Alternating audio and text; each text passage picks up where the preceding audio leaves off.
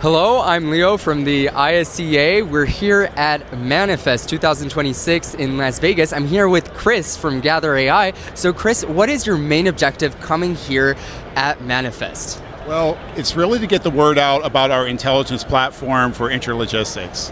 And what I mean by that is we're able to actually leverage our AI-enabled computer vision on any type of hardware and automate it to position the camera so it can actually digitize every material handling transaction within the warehouse. Sounds great. And what does Gather AI offer and what's new in terms of innovation since last year? Yes, so Gather AI at our core is an intelligence platform for intralogistics, as I said.